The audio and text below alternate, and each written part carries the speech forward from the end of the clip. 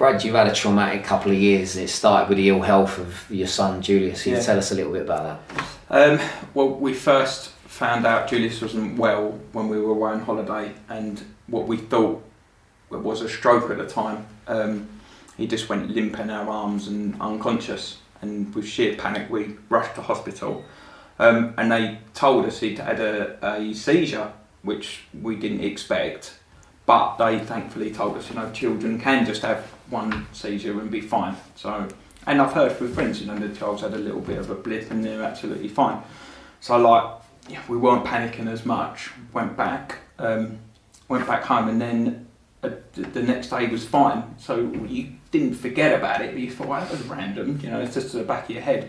And the following day he had another seizure, and where he goes vacant and he's not in the room, his eyes deviate. And then you still started to panic, not knowing what to do. So we rushed back to hospital and explained the seizure had happened again, and they advised us to go to the epilepsy specialist team, which was then another bit of a wait. But long story short, he started to have seizures every day, up to 5 a day, and where we had turned blue and stopped breathing. And we was advised then, he's got epilepsy, this is a medication he needs to be on. But we can't rule out there's a tumour. There could be a possibility that's what's causing the seizures. But it's really slim. The type of seizures he's having, it'd be like a 1% chance if it was. And if it was, it'd be the rarest tumour. So we didn't expect it. Then we went to our local hospital, Princess Alexandra, and they done the MRI. And brought us into a room and told us, this is the cause. He's got a tumour, and it didn't seem real. It didn't seem your son's got a tumour. You can't ever imagine it, and just panic sets in. You don't know what to do. You don't know who to speak to. What impact does that have on you? How do it might work differently for different dads, but for me it was like, what can I do to fix it? And then you realise you cannot do nothing. There is nothing physically you could do with anything in the world that could help him, and you're just reliant on the system, the NHS, or what is in front of you to help and guide you and say what's available. And when you don't know the answers, us as the human race, the most scared you are is when you don't know what's coming. The unknown for anyone is the most scared. And then you realise that yourself, and panic sets in. Yeah. One of the hardest lessons I think we ever learn. Typical males will always try and be the solution, but helplessness is really, really tough. How would you say you coped with that? Not good. I've always been the go-to to the family, even outside of my immediate family. I've got a problem, Brad, can you help?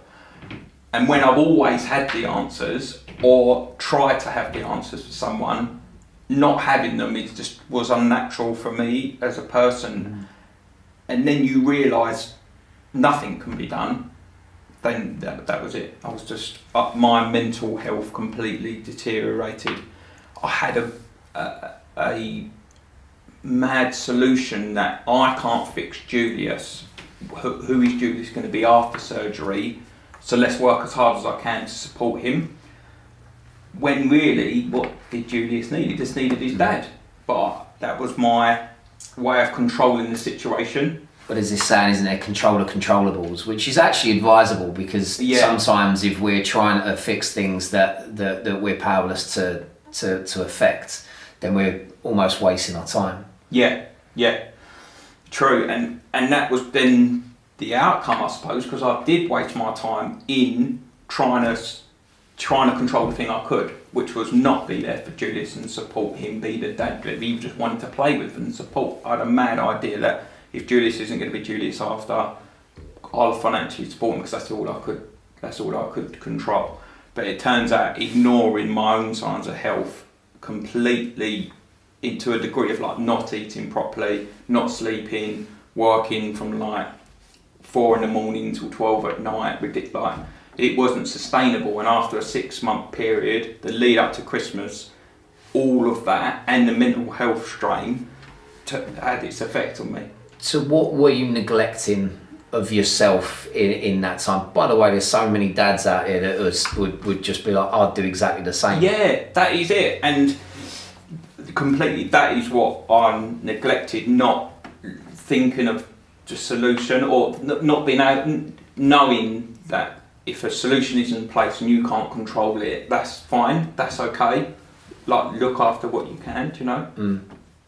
Look after what you can, and again, we're skipping backwards and forwards here, but what did you learn from that with the hindsight you've got now? What would you have preferred your actions to be? To have not gone into panic mode, which is a natural effect, you know, a natural cause of the situation. Just to have sat back and really like evaluated the situation of what's going on with Julius, what would his needs be, rather than trying to control something outside of that. And if someone was there to guide us at that time, or there was someone to speak to, because when you're told your son's got a brain tumour, then, but you will receive a letter in 6 months that's going to tell you what we're doing. And you're like, well, what happens in 6 months? What do we do for 6 months? And then that's it, you know, there's no other guide, no other help. Would I have then put myself into that situation of mental health, working too hard, not looking after myself, resulting in me rushing to hospital with 2 hours to live, having sepsis, then being put into a coma? Like, all of that, I believe, was a knock-on effect of not having support at the beginning. And going back to the coma, so I come out of the coma, being only given 20% chance of getting through this surgery.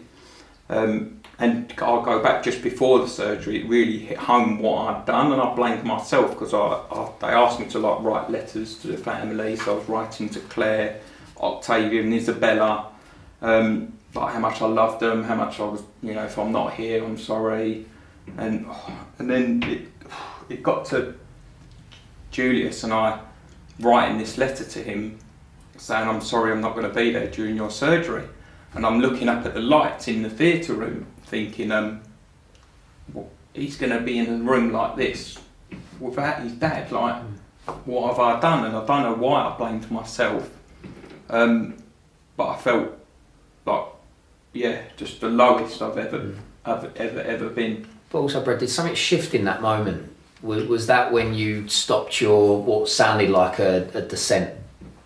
What, after the surgery or just before? Well, in realising in those words that you were writing that you weren't going to be there for him, and that actually that is the last thing that we're ever going to allow to happen. Yeah, then it was like a feeling of all of the anxiousness went, everything went, because I sort of knew the reason why I'd done it, and thought, well, if I get through this, there's something that needs to be changed, and I need to do something about it. And I didn't think at that stage, right, I'm going to set up a charity, I'm going to now support others. I just knew I had a solution, and I felt like that what's got me through it, and then that what got me through the surgery gave me the strength to do it, because I thought I had a solution at the time, and thankfully I pulled through. You pulled through.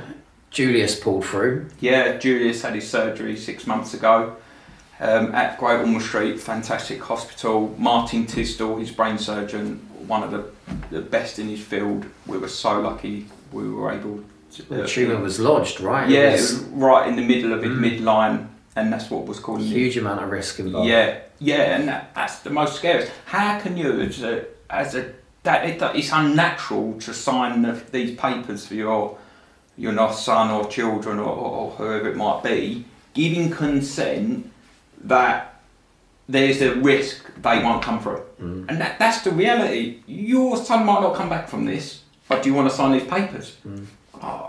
Even there's not someone like a psychiatrist to talk you through that process. Yeah, that does not make sense to me. Like, how can you randomly just sign it? But you have to, because there's no other solution. Julius would just have seizures every day. He wasn't breathing, he was turning blue. That it wasn't the tumour that was gonna, end his life at that time. It would have been a seizure. Yeah. So your back's up against the wall. What do you do? And you just have to sign it. But that stress, and then you replay it over up to surgery. Should I have signed that? Should I have signed that? And that's what plays in you. That's what really, really gets you. I guess I learnt this when the boys lost their mum. It said when we sign up to being a parent, we just think that it's going to be sort of fairly normal, and you raise the kids and that's it. But actually, what we don't realise, we sign up to sometimes be put in situations that we didn't actually ask for. Yes. You were put in that situation when it came to signing over permission for them to do this potentially life-threatening operation. Yeah, How was that for you? There's no training manual for it, is there? And that's the thing. Like you said earlier, you're not taught at school. This is how you deal with that situation. And for me, I felt like I went into autopilot, didn't let any thoughts come in. It was like, I need to be the strong one. I need to not let anyone know how I feel and block it out. And that's the thing. I feel like, us as men, that's what we do. That's what we're programmed to do. It's weird if you, I talk to a lot of, counsellors and support workers and stuff because of the charity. And you can simply put this into perspective for everyone, Like, it wasn't that long ago we were, foraging ourselves, and we might have been in a cave somewhere, right? It didn't that long ago, right? Thinking about how many million years the human race has been here, right? So we would go out, forage. You could have got attacked by something at that time. You go back. The next day you've got to redo that. So you automatically shut it out and go, right? So us as human race are not reprogrammed for our lives now.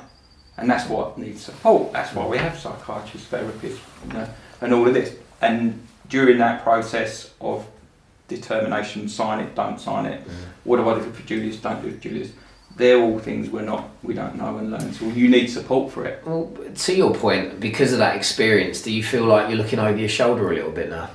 What, with the terms of Julius, is he going to be with anyone's health? With all of that trauma you've experienced, it could be a natural byproduct that you're actually now sort of almost on red alert for something next. Yeah, I suppose that's the anxious feeling. You're always worried about what else is going to come.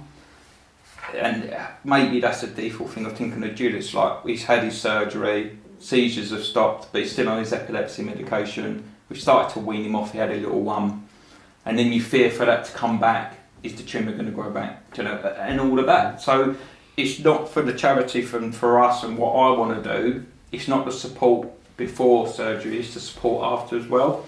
And that goes for the extended family network. The girls, what trauma did that give the girls to see their dad wandering around aimlessly, not knowing what he was doing? That's going to affect them. And I feel responsible for that. But if I go back to after the coma and recovery, I thought if I could just help one parent not make the same mistake I did, I know that's the reason I was saved. But if that was in place for me then, would I have had that outcome? So what was the support and advice that you wish you had?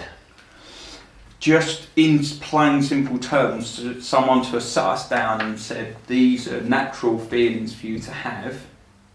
You're right, you can't control Julius's outcome. It's your decision to know if this is going to be the best solution for you, but this is how you might want to process it. It's a right not to know, or not to be able to support, or you not to be able to do the surgery or support Julius on that side. That's what the specialists in the NHS provide. Yeah. How has this experience changed you as a man? Oh, completely. Just everything about me. Having time to I'm really grateful for being here. Imagine thinking you're not going to be, and then you are. The whole change in every approach. But you do sometimes default back to your old ways. So taking on the charity, taking on a mammoth task is something the old Brad would have done. But I've fine-tuned it, to learn everything from the corporate world, put it into the charity sector, but not make them same mistakes again. So although the experience I've been through and our family's been so traumatic, I felt like if I can take that negative and put it into a positive, that was the reason I went through it. Yeah. Which is weird to do, but I feel like not evolution, but like as development as a person, like use your trauma, use the bad things to put into positive things. Brad, you described how you distracted yourself by really launching yourself into work when Julius wasn't well. Yeah. And you described how you're potentially doing a little bit of distraction yourself now. Why is it natural for men to distract themselves from what's difficult instead of just sitting in it? I think it's a coping mechanism. If you can take the noise out of your head and stop catastrophizing the situation, which is an unnatural thing for us to do. We're like mental, I feel like, look all the risks, you know. So that was a way of taking the noise out. If you're busy enough not to think about it, and it's a coping mechanism, which it's like kicking the ball down the road. You're only making it worse at the end, and it's a default mode. I think that needs resetting or support to reset for a lot of us. For a lot of us, there's plenty of stories we hear through the charity of people in the same situation. So you know, it's just being able to support as many as we can. I think men have a lot of insecurities that are unhelpful. And these are just ones that have been generationally sort of conditioned into us and passed on, if you like. Yeah. What would you say your biggest insecurities were? Fear, and I was so insecure about not having an answer. But when you think about it, how can anyone have all the answers? You physically can't. Even up to the fantastic people that you talk about and that we've met in NHS England at number 10, and you know, not even those calibre of people don't have all the answers, so why should I expect myself to? But you do. I speak especially when you know your son's so reliant on you, or your family, or your children. You feel compelled to have to know all the answers. At what point is it okay to just do your best? I feel like that should be always, you should always just be able to do your best. And normal day to day, maybe you accept that. But when in situations we were in, your best isn't enough. Because I'm not a surgeon, do you know? I'm not the therapist that can support my family and know that I'm alright, do you know? Yeah. So my best isn't enough because Yeah. I'm not that. But it's a real hard one to understand that your best isn't enough, and I feel like that's the message we need to support and say to dads and other families and men that really put themselves down because they're not enough or feel like they're not. We know that the numbers around male suicide in particular are absolutely huge. It's a huge issue. And do you personally, because of the experience you've had, can you imagine that a lot of those guys that took their own lives were potentially doing so on account of the fact that they couldn't be the solution to something? Couldn't be the solution and can't deal with that unknown, that feeling. Like I've had it myself. I've not told a lot of people, like driven round and looked at a tree. I thought, oh, that one's alright. Like it's a split second, you know. So I can relate to people that have been through it. When you don't have an answer, and there's nothing, and the road has ended, and that's when them feelings come in. Yeah. Like going back to my story at the beginning, like someone there just to tell me, this is natural, Brad. You're automatically going to do this as a dad, like a majority or a parent, to feel this scared, to feel this anxious, to not know. Like, you need that at the beginning, and a lot of that could have, our journey would have been a far better outcome. Yeah. So before your experience with Julius's health, your mental health, and physical as well, you really piled it all on, didn't you? Who would you have gone to? Who would you have gone to typically for support? Knowing what I know now, it would have been a therapist. But at the time, and with all the noise in your head of not knowing and how much you start panicking, you sort of need to be told. Like, you don't know. And you start by messaging the people you're in connection with at the NHS. So it was Julius's epilepsy specialist nurse. Emmy, she's fantastic, and she's actually a trustee of the Julius Jones Trust now as well. Such a lovely lady, and without her we wouldn't have got through it. But it isn't her role. Her role is to support as many children with epilepsy, not all the family, so it gets put on them. We talk about the mental health of us and men and what we're talking about now, but the mental health of the NHS and staff, like, is vital as well. So what we want to put in place would be someone for Emmy to say this Julius Jones Trust, that's what they're doing. That supports her mental health as well. So it's not the family, the patient, we're supporting the wider NHS by providing that. So going back and putting yourself in that situation again, where your son's ill, you can't do anything about it. Would you use a therapist if they presented themselves? Yeah. I feel like at the time it would be difficult to speak about because at the time I was in then, I didn't want to speak about it. I tried to block it out because that was my natural coping mechanism, and it would have took time to eventually come out. But I know talking about it would have saved a lot of the situation we went through as a family. So it's vital. It's vital. It's tough to talk about subjects that really hurt you. We just know that having that support in place at the time would have given us a far better outcome. Yeah. And learning what we've learnt now, if we know from studies, if the family's in a better position to support the patient or their child going through that, they're going to have a far better outcome. Would you say it's okay for a man not to have the solution to a family issue? Yeah, definitely. It's not natural to allow that thought to come into place, but it is, because who has all the answers? You know, who does have all the answers? And you know, sometimes that you don't want to think you don't have the answer.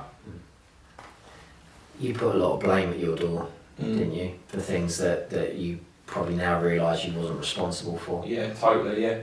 Why do you think you did it, and what would you do instead now? Blame because it's tough. It was just natural for me to have all the answers and be the one that would fix things. And I blame myself not knowing how to. But what would I have done then differently? Just talked about it more. What if I'd have sat down and said to someone, I'm actually scared. Yeah. I don't know what to do. The most natural feeling in the world would be to be scared, right? Yeah. Why can't we name that? It's so weird, isn't it? Why can't we admit at the time we're scared? I don't know what to do. Yeah. I don't know what to do. Yeah. Yeah, God, it's like penny drops, doesn't it? It's quite freeing as well to get to that point, but there's something about what it is to be a man that sets us up to be quite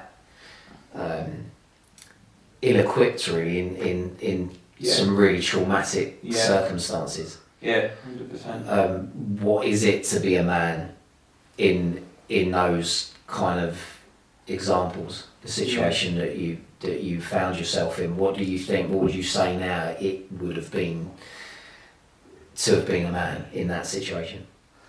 To have control of the situation, to say to everyone, this is fine, this is what we're going through, you know, we don't have all the answers, and it's alright to feel like this, you know, they're all the things I should have been saying, not, I can't deal with this situation, I'm not going to talk about it, I'm just going to ignore the whole thing and work as hard as I can. For some apparent reason I thought that was the right thing to do. I always think sometimes that instead of looking at it as what should I be doing as a man? Look at it differently in terms of what can I do as a human. Yeah. I think it softens it slightly. There's almost a different expectation or a different set of rules when we're just acting out of humility. That's so true. So there is whatever this label of being a man or manliness and the responsibility, that elevated sense of must be the answer. It's actually impossible. Yeah, totally. And that's it. You've hit the nail right there. Labelling it. I label myself. That's it. I've never thought about it like that. I did label myself as I'm the dad. I should have the solution. You just can't, how can you? Yeah. It's natural to feel like you're a protector. Yeah. And we can protect our kids from a lot of stuff, but we can't protect, at least what I've learned anyways, I can't protect them from pain that they're going to feel on account of their loss. Yes. Yeah. And so I had to swallow that one quite early on. How was that? Yeah. Well, I used to make, I remember the statement I used to make to my friends and whoever would listen would be that I'm going to bring these kids through their childhood as unscathed as humanly possible. It was such a naive statement to make when I sort of reflect back at it, because I had absolutely no idea what grief was, so I didn't know what I was up against. I didn't know just how consuming it would be, and also how much of a slow burner it was in terms of this isn't something that a bit of therapy over the next few years is just gonna take care of. Yeah. It's something that you are going to actually sort of be talking about for the rest of your lives. Effectively. Learning when women talk about helplessness, like I learned that it's a valuable lesson to learn, to be honest. Yeah. And I think it softened me as a man. Okay. And that actually the role that I needed to play for my kids probably sort of took me to. I always, when someone says, "Oh, you've been mum and dad," I always sort of say, "Well, there was only one mum, and I could never sort of fill those shoes." Yeah, of course. What you become is slightly hybrid. Okay. In effect, so I'm a man. I'm still as much of a man as I ever were, except my definition of a man would be slightly different to your typical. Yeah. In that I am a little bit more in touch and in tune with my emotions, and I accept. I think most importantly, to the discussion we've been having, I accept when I can't fix something. I accept that I can't be the solution to everything, and actually. My kids are 19 and 20, and what I've learned most recently is that sometimes you've actually now got to get out of the way and let them make the mistakes and let them learn for themselves, so they become self-sufficient, they become the independent man you hope them to be. Yeah. Too much responsibility will almost sort of give you the impression that I need to control everything up until the point where I don't need to control anything anymore. But actually it's a gradual relinquishing or handing over of a sort of baton, if you imagine it visually that way. Yeah. Anyway, we learn a lot from, but you've got older kids anyway, so I know you're learning all the lessons, but... Yeah, it's still hard, even though I like silly things when they first go out and drive, right? Mm-hmm. You know, that down to like the severity of what we've experienced with Julius. Yeah. We've gone and talked about it, isn't a manual for it, is it? No.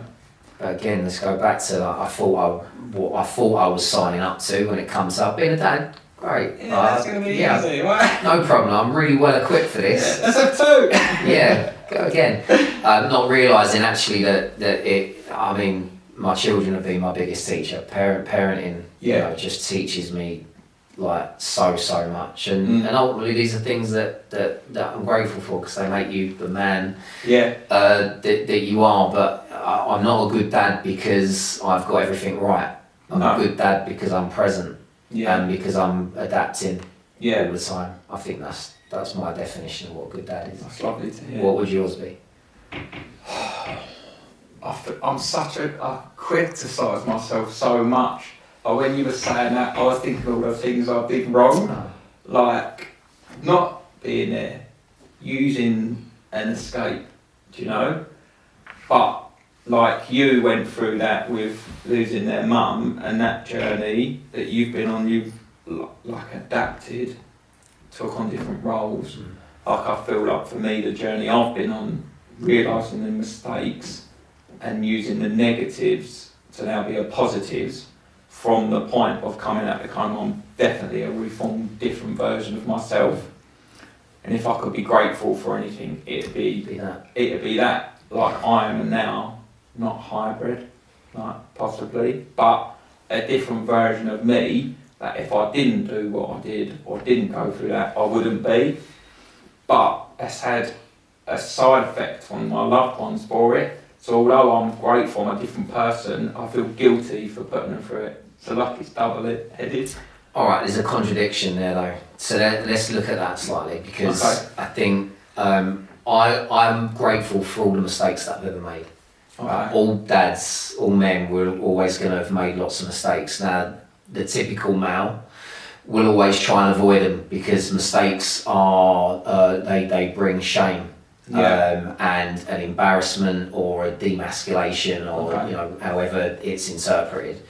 But it's actually all of those failures that we spend so much time and effort avoiding, and then feeling embarrassed about, that actually make us better. Yeah, so true. So if we, you learn that, like with everything that's gone on. It's a shame that we don't know that when we roll out of school and we're like, right, as a man, I'm going to make loads of mistakes, and actually that's what's going to make me better. So bring on the mistakes. Yeah. Because then it just keeps you keep trying, and you keep being, and you keep doing, and just accept that sometimes it will come off and sometimes it won't. Yeah. It's all right if it don't, because I'm going to be more resourced, more equipped. That's it. And maybe that's what I'm slowly doing, is taking the negatives, which were mistakes, and putting them to positive outcomes now. Yeah. Which is good, and it's a learning process. Even whatever age you are, you're still learning, right? But that's a good thing to talk about, like noticing, okay, this is a bad period, this is a mistake, what am I going to take from it and learn to move forward, rather than catastrophising, staying in that moment. Or punishing. Rolling up that experience, or that thing that we didn't do, or the words that we didn't say, and hitting ourselves over the head with it continuously as we move forwards. In some respects, I understand why we do it, because it's just to make sure you don't make that mistake again. It's a way of not being complacent. Yes. Which we probably wouldn't be anyway. No. But if that's what keeps you on your toes, then fine. This is probably unnecessary to do that. Yeah. Because again, it's not recognising the fact that as a human being you're going to make all the mistakes, and that's probably a good thing. Yeah, true. So Brad, sometimes when we go through something huge like you have, the best way to heal from that is sometimes to pay it forward, in terms of use the experiences and help other people with those. Do you think you're doing that? Yeah, definitely. Probably a big reason why I feel like I was saved is to do this, to set up a charity that we're going to put a ward in Edinburgh Hospital that does directly what I think's needed from the journey to counteract my mistakes. So not try and help and support as many parents not go on the path I did. So turn all those negative experiences into positive outcomes to support others. I feel like that's going to be the goal. It's an amazing way. Like sometimes I think you can't. It feels wrong to take positives from something that is wholly negative. But there are always positives. This is one thing I think certainly in therapy talk. We have to consolate the opposites, as in there can't be positive without some negative. And there can't be negative without there being some positive as well. It's light and shade. It's always there. It's always present. So for you to take those positives, to pay the experience for, because the most valuable commodity in life is surely the wisdom that you get through experiences, good or bad. So for you to be able to set these things up so that people in your shoes, years down the line, are supported, better than maybe you felt. Definitely. Just to try and stop certain outcomes happening. You can't help control them all, because that's what we're talking about. It's okay to lose control. It's okay not to, have all the outcomes, but helping people understand how they feel so they don't make mistakes is what's needed. Right. And like you said, there is night and day, so when you're feeling really bad, there is a time where you will feel better. In the time you feel really bad, you don't understand that. It's not going to happen. Right, to end on, name one thing that makes you a good dad. One thing that, time with my children, just complete time now, which I didn't before. So now that's like talking of outcomes. It is the bath time, the support, like whatever he needs and wants, like is in playing, you know. Being present. Being present. Love that. Yeah, that is now me, where what I'm grateful for, you know. I can spend the time, which I found hard as a man before, because I was constantly thinking, oh, I've got to do something, I've got to support this, I've got to set up this. You know, the kids want to do this, well, you need money for that. You know, you're always panicking, like, let's go on a family holiday, well, how are we going to do that? I'll need to work more, you know? All of these things that men take on, you know? But yeah, now, like, I don't hold that in, I don't hold that pressure. It's all about time with the kids. Yeah. Yeah. All right. Name one thing that makes you a good man. God, that's a difficult one. With everything you've learned. With everything I've learned.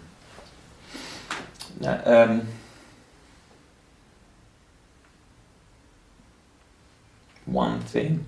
I'm really bad on critical myself. Put you on the spot. I'll give you mine. Go on. Vulnerability. Yeah. Yeah.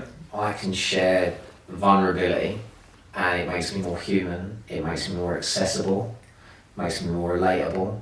Improves my relationships, and it also feels a little bit more natural. And it's not such an act. Yeah. Having to be okay all the time. So the ability to be vulnerable is what makes me a good man. Yeah, that's good. I definitely still feel I'm trying not to be as vulnerable, so that's something to work on for me still. So I'm still really, you know, close. Our experience is so close still. Yeah. But describe me as a good man, like time to listen. Like I listen as a man now, and like always wanting to help. So like listen to a situation. Yeah. And support. Nice. Listening skills are very important. Right, thank you very much. No, thank you. Thank you so much. Not at all. No, I learned a lot there. That was great.